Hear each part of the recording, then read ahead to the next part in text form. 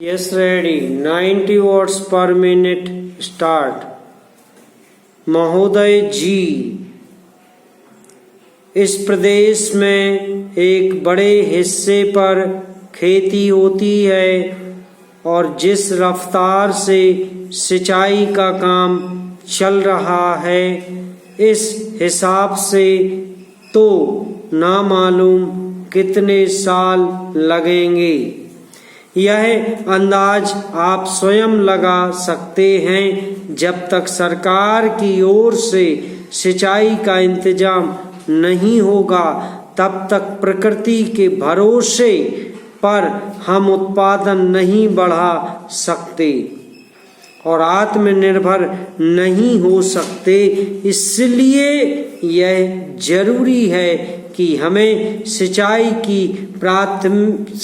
को प्राथमिकता देनी चाहिए।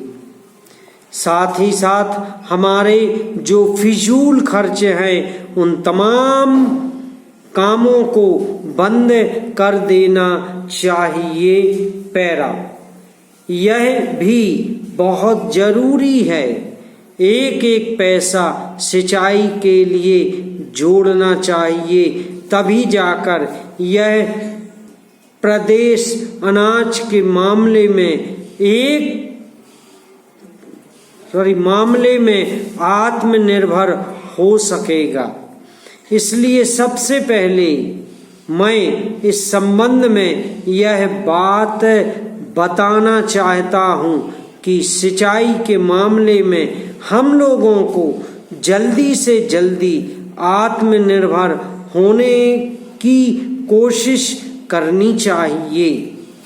जहाँ तक सिंचाई का सवाल है, माननीय मुख्यमंत्री जी ने इस सदन के प्रथम सत्र में घोषणा की थी कि अनाज का उत्पादन बढ़ाकर ही हम आत्मनिर्भर हो सकते हैं।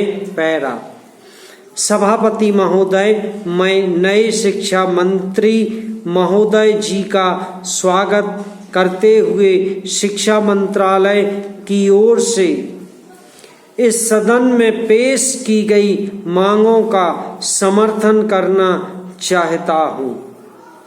मैं सरकार का ध्यान इस बात की ओर आकर्षित करना चाहता हूँ। विचारणीय विषय है कि हम लोग अभी तक भी शिक्षा की कोई एक राष्ट्रीय नीति निर्धारित करने में असफल रहे हैं।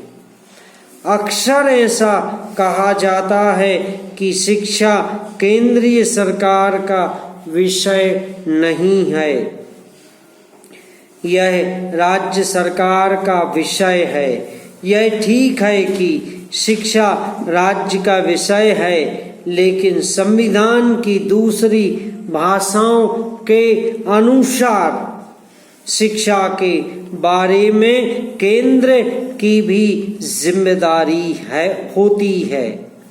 फिर भी यह पहली बार है, चाहे यह नए शिक्षा मंत्री के कारण हो, चाहे भारत सरकार की शिक्षा नीति के प्रति दृष्टिकोण में परिवर्तन के कारण हो।